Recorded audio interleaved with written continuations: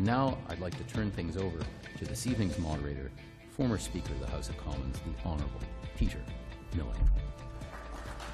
Moderator Peter Milliken, who served as Speaker of the House of Commons, opens the first ever Great Canadian Debate to be held in Toronto.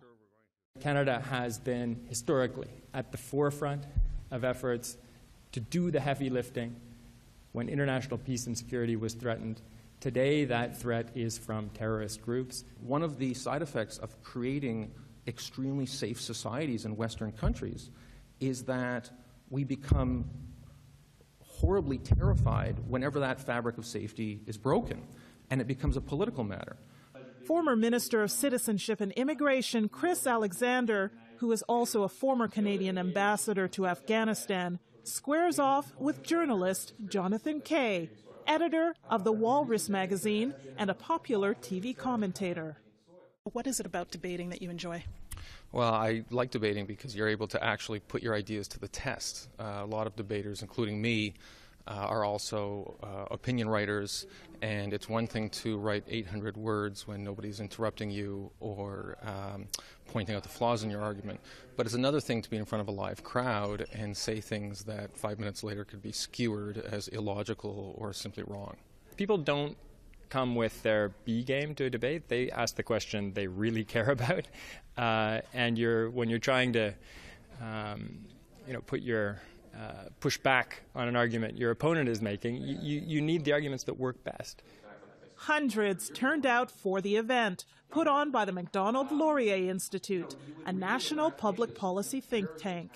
It's nice to be able to see the enthusiasm there is in Toronto and elsewhere in Canada for public debate. As people become increasingly disillusioned with simply staring at gadgets all day, these events actually are going to become increasingly popular. We'd been doing it for 3 or 4 years already in Ottawa, and we were so happy with the format and the reaction that we got. We thought, why not bring it to the largest city in Canada, where there's an even greater demand for this kind of debate than what we already found in Ottawa. So, how do these veteran debaters prepare to sway the audience? Well, you do have to challenge people's assumptions. You have to give them some facts, some insight that they haven't had. You have to bring, on an issue like this, there are tons of positions out there. You have to synthesize that information in a new way, and you have to have passion. Glenn Greenwald wrote in 2015, I'm going to quote here, if you are a Canadian citizen, you have a greater chance of dying by being struck by lightning, or by going to a restaurant and eating a meal that will give you an intestinal disease, or by slipping in your bathtub or hitting your head on the ceramic tile than you do of dying in a terrorist attack. In the end, most spectators were not persuaded to change their views. When I first put the question, and then at the end of it, it didn't change much. So I don't think there was a lot of persuasion on one side or the other. I think it was just an interesting discussion. It was a great forum, actually, to hear about these issues in depth. And I feel like sometimes you don't get enough of that, to actually explore these things without the sound bites and everything getting in the way. I really enjoyed it. We know that when we find an issue that's in the media that Canadians are talking about, and we know that we've got the right debaters, we've got the magic formula.